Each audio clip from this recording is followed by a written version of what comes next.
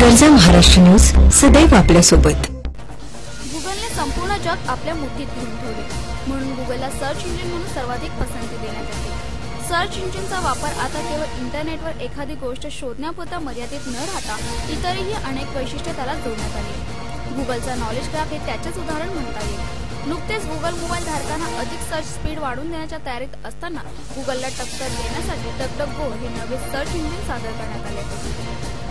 डकडकगोचे सर्वात मोठे वैशिष्ट्य म्हणजे हे सर्च इंजिन युजरचा मार्ग काढत नाही। ज्याप्रमाणे गुगल तुम्ही वापरत असलेल्या अन्य वेबसाईटचा माग काढून त्यानुसार तुम्ही सर्च करत असलेल्या गोष्टींचे आक्रमक ठरवतो, त्याप्रमाणे डकडकगोवर सर्चिंगचे पर्याय व्यक्तीने रूप बदलत नाही। या उलट डकडकगोवर सर्च करण्यात आलेल्या गोष्टींचे सर्व उपलब्ध पर्याय तुम्हाला मिळतात। छत्रपती शिवाजी महाराजांचे स्मारक उभारण्याची घोषणा काँग्रेस व राष्ट्रवादी काँग्रेसच्या आघाडी सरकारने 6 वर्षापूर्वी केली, पण स्मारक काही उभे राहिले नाही।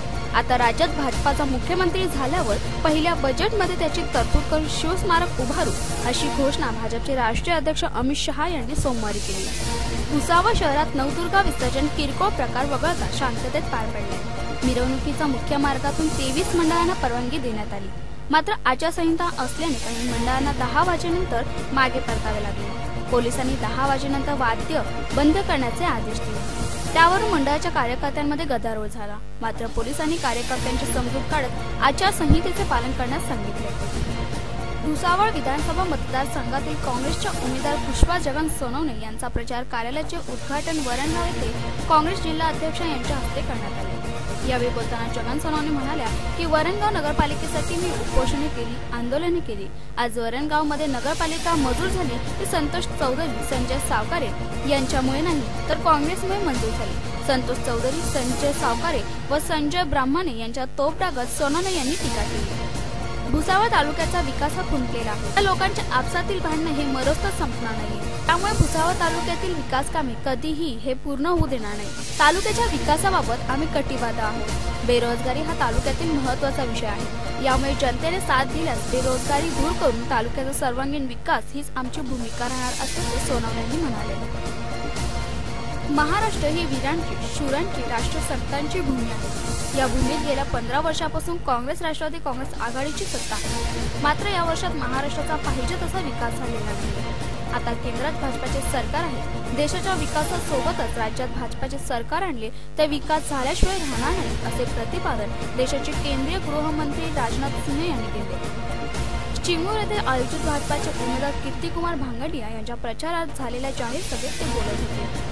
हदगाव विधानसभा मतदारसंघातील काँग्रेसचे उमेदवार तथा विद्यमान आमदार माधवराव पाटील जवळगावकर यांनी 5 वर्षात केलेल्या कामाचा लेखाजोखा म्हणून विकासाचा डोंगर ही पुस्तिका काढून मतदारांच्या हाती देऊन मीच कसा चांगला आहे असे सांगत असले तरी रेल्वे लाईनला जोडणारा हदगाव रोड रेल्वे स्टेशन ते तमसा जाणारा 13 किलोमीटर अंतराचा रस्ता मागील 20 वर्षापासून नादुरुस्त अवस्थेत असून खड्ड्यात रस्ते की रस्त्यात खड्डे ही परिस्थिती निर्माण झाली असली तरी त्यांनी मात्र विकासाचा निधी या प्रमुख मार्गावर खर्च केला नाही। या रोडवरील येवली या गावातील लोकांशी थेट संपर्क साधला तेव्हा त्यांनी विद्यमान आमदाराच्या व सध्या निवडणुकीच्या रिंगणात असलेले जवळगावकर यांच्या कामावर मोठीच नापसंती दाखवली।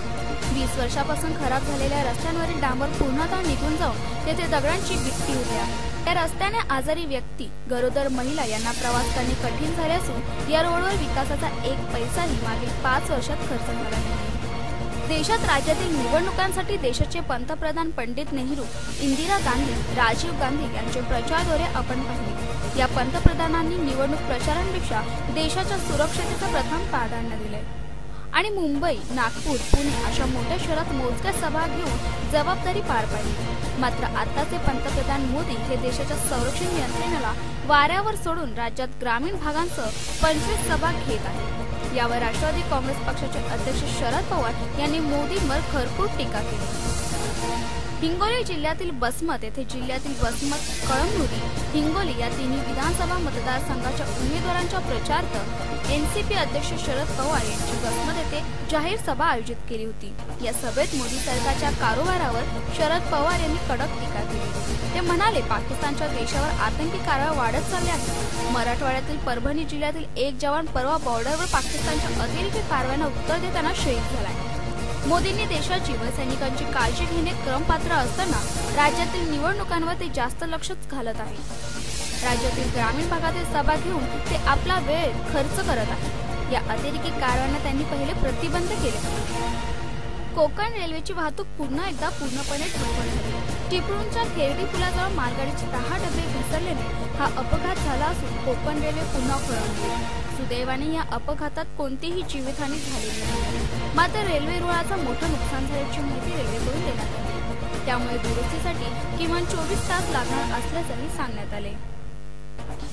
भाजपचे नेते आणि केंद्रीय परिवहन मंत्री नितीन गडकरी यांना निवडणूक आयोगाने नोटीस बजावली। त्यांच्यावर आचारसंहिता भंग केल्याचा आरोप निवडणूक आयोगाने केलाय। नोटीशीला उत्तर देण्यासाठी गडकरींना बुधवार संध्याकाळपर्यंत निवडणूक आयोगाने निर्देश दिले आहेत। उत्तर न दिल्यास थेट कारवाईचा निर्णय घेणार असल्याचंही नोटिशीत सांगण्यात आले। लातूर जिल्ह्यातल्या निलंगणाच्या सभेत बोलताना पैसे घेऊन मतदान करा असं वादग्रस्त वक्तव्य नितीन गडकरींनी केलं होतं। या निवडणुकीत अनेक भ्रष्ट नेते उभे आहेत। या भ्रष्ट नेत्यांकडे असलेला पैसा ते खुल्या हाताने वाटत आहेत। हे पैसे घ्या, आलेल्या लक्ष्मीला नाकारू नका, पण मत मात्र भाजपलाच द्या असं आवाहन नितीन गडकरींनी प्रचारसभेत केलं होतं। गडकरींच्या कथित आक्षेपार्ह वक्तव्याने आदर्श आचारसंहितेचा भंग झाला असल्याचं आयोगाला प्रथम दर्शनी वाटतं आणि त्याबाबत बाजू स्पष्ट करावी असं आयोगाने गडकरींना बजावले। एसएसटी रहाटी चेकपोस्टवर भोकर पोलिसांनी 9,90,000 जप्त केले। सकाळी 9च्या सुमारास फोर्ड फिगो कंपनीच्या वारंगलहून बलगाड येथे एक कार जात असताना रहाटी चेकपोस्टवर गाडी तपासणीसाठी अडवली असता त्यामध्ये 9,90,000 एवढी रक्कम आढळून आल्यावर भोकर पोलिसांनी रक्कम जप्त करून चालक एम प्रकाश एम बाबूराव यासह गाडी ताब्यात घेतली। रोकड जप्त करण्यासाठी कामी आलेले एसएसटी पथक प्रमुख आर.के. जाधव, ए. सिंग सिंगनवाड, बी.बी. कोकाटे पाटील, एस.जी. यांनी सहकार्य केले। महाराष्ट्रावर 3 लाख कोटी रुपयांचे कर्ज झाले आहे। काँग्रेस राष्ट्रवादीच्या सरकारने राज्यावर कर्जाचा डोंगर उभा केला आहे, मात्र राज्यात विकास का झाला नाही? सिंचनावर 70,000 कोटी खर्च झाले, पण शेतकऱ्यांच्या शेतात पाणी का पोहोचले नाही असा सवाल केंद्रीय वाहतूक मंत्री नितीन गडकरी यांनी उपस्थित केला। सांगली जिल्ह्यातील कामेरी येथे शिराळाचे भाजपाचे उमेदवार शिवाजीराव नाईक यांच्या प्रचार सभेत गडकरी बोलत होते। यावेळी खासदार राजू शेट्टी, खासदार संजय काका पाटील, सदाभाऊ खोत उपस्थित होते। महाराष्ट्राला 15 वर्षे लुटण्याचे काम काँग्रेस आणि राष्ट्रवादीने केले आहे असे सांगून गडकरी पुढे म्हणाले, पहिल्या नंबरवरून महाराष्ट्र 6व्या नंबरवर नेण्याचे काम यांनीच केले आहे। पाकिस्तानी सैन्याच्या कुरघोडी अजूनही थांबलेल्या नसून पाकनं पुन्हा एकदा आंतरराष्ट्रीय सीमा आणि नियंत्रण रेषेत जम्मू आणि पूंछ सेक्टरमध्ये भीषण गोळीबार केले। यात 5 भारतीय गावकरी ठार तर 34 जण जखमी झाले। गेल्या 3-4 दिवसात पाकिस्तानने केलेली शस्त्रसंधीच्या भंगाची ही 11वी घटना आहे। या पार्श्वभूमीवर संरक्षण मंत्री अरुण जेटली तसंच केंद्रीय गृहमंत्री राजनाथ सिंह यांनी पाकिस्तानला गर्भित इशारा दिला। पाकिस्तानी सैनिकांनी जम्मू जिल्ह्याच्या अर्निया पट्ट्यात 10 सीमा चौक्या आणि रहिवासी भागाला लक्ष्य केले। पाकिस्तानी सैन्याने रविवारी रात्री 10 वाजता गोळीबार सुरू केला आणि मोर्टार लागले। सोमवारी राहून गोळीबार सुरू होता। त्यात जखमी गावकऱ्यांची मुख्यमंत्री उमर अब्दुल्ला यांनी सोमवारी रुग्णालयात जाऊन विचारपूस केली। लवकरच ते गोळीबार झालेल्या सीमेलगतच्या अर्निया गावालाही भेट देणार आहेत। बकरी ईदच्या दिवशीही कुरापत। भारत-पाक दोन्ही बाजूंनी बकरी ईदची तयारी सुरू असतानाच सकाळी पाकिस्तानी सैन्याने नियंत्रण रेषेवर भीषण गोळीबार केला। मंत्रिमंडळातील सर्व मंत्र्यांच्या मालमत्तेचा तपशील सोमवारी अधिकृत संकेतस्थळावर प्रसिद्ध करण्यात आला। या यादीनुसार केंद्रीय मंत्रिमंडळातील 22 मंत्र्यांपैकी 17 मंत्री कोट्याधीश आहेत। अर्थमंत्री अरुण जेटली हे सर्वात श्रीमंत, तर नगर विकास मंत्री व्यंकय्या नायडू हे सर्वात गरीब मंत्री ठरले आहेत। एक पंतप्रधान नरेंद्र मोदी यांची एकूण मालमत्ता फक्त 26 कोटी आहे। सर्वात श्रीमंत मंत्री असलेल्या जेटली यांच्याकडे एकूण 72 कोटींची मालमत्ता आहे, तर सर्वात गरीब व्यंकय्या नायडू यांच्याकडे 20 लाखांची संपत्ती आहे। देशात कुणीही उपाशी राहू नये म्हणून अन्न सुरक्षा योजना लागू केली असली तरी महसूल विभागाचे दुर्लक्ष आणि रेशनदाराच्या मनमानी कारभारामुळे लाभार्थी मात्र उपाशीच राहण्याची वेळ डहाणू तालुक्यातील वाळवण गावकऱ्यांची आली। त्या वर्षभरापासून वाळवण गावातील रेशन दुकानदार नवनीत राऊत हा गावातील लाभार्थ्यांना नियतनाप्रमाणे धान्य पुरवठा करत नसून महिलांना शिवीगाळ व धमकावण्यात येत असल्याची तसेच बरीचशी बोगस कार्ड व धान्य काळ्या बाजारात जात असल्याची तक्रार डहाणू पुरवठा विभागाकडे गावकरी आणि येथील महिलांनी केली होती। परंतु पुरवठा विभागाकडून हे प्रकरण दडपण्याचा प्रयत्न चालत असल्याचे म्हणणे गावकरी आणि महिलांचे आहे। मात्र आज हे दुकान तपासणीसाठी पुरवठा विभागाचे अधिकारी गावात आल्यावर महिलांनी त्यांना घेराव घालून त्वरित कारवाई करण्याची मागणी केली। मात्र या अधिकाऱ्यांनी प्रसार माध्यमांकडे प्रतिक्रिया देण्यास नकार दिलाय। डहाणू तहसीलदार PM कोरथीन यांच्याशी फोनवरून संपर्क केला असता आमचे अधिकारी किंवा मी कॅमेऱ्यासमोर बोलणार नाही, पण काही दिवसांनी तुम्हाला लेखी काय ते कळू असे सांगितले। मात्र येथे प्रशासनाचा गलथानपणा समोर येतानाचे चित्र आहे। भारताच्या मंगळयानाच्या यशस्वी मोहिमेवर प्रकाशित झालेल्या व्यंगचित्राबाबत अमेरिकेच्या प्रतिष्ठित वृत्तपत्र न्यूयॉर्क टाइम्सला माहिती मागावी लागली। भारताच्या मंगळयानाने 24 सप्टेंबरला मंगळाच्या कक्षेत यशस्वीरित्या प्रवेश केलाय। त्यामुळे पहिल्याच प्रयत्नात मंगळाच्या कक्षेत पोहोचणारा भारत हा जगातील पहिला देश ठरलाय। याआधी अमेरिका, रशिया आणि युरोपियन संघाने मंगळावर यान पाठवलं आहे, पण त्यासाठी त्यांना अनेक प्रयत्न करावे लागले।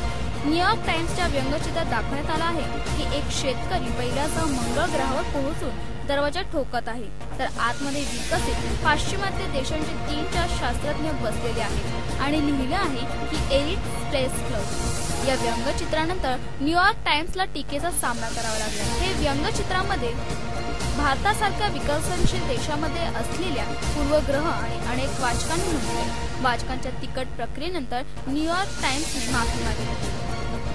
सोलापूर जिल्ह्यात आज पहाटे एक खासगी बस नदी पात्रात कोसळून भीषण अपघात झाला। या अपघातात 8 जण जागीच ठार झाले तर 15 जण गंभीर जखमी झाले। मृतांमध्ये 6 महिला आणि 2 पुरुषांचा समावेश आहे। करमाळा टेंभुर्णी रोडवर शिर्डीवरून पंढरपूरला जाताना हा अपघात झाल्याचं समजलं। या बसमधील सर्व प्रवासी आंध्र प्रदेशातील रहिवासी आहेत। जखमींना टेंभुर्णी आणि करमाळा इथल्या हॉस्पिटलमध्ये दाखल करण्यात आले।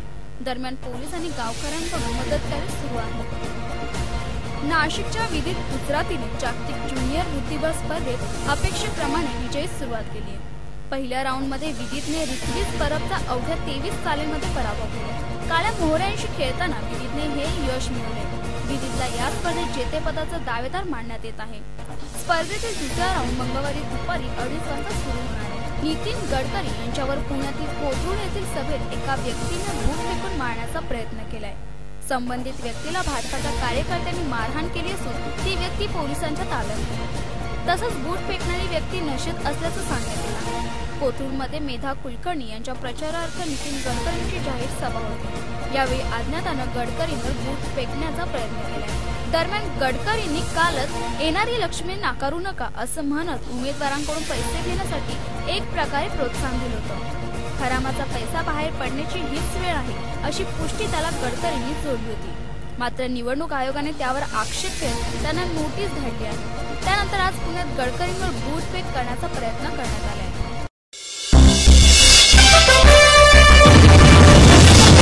गरजा महाराष्ट्र न्यूज सदैव आपल्या सोबत।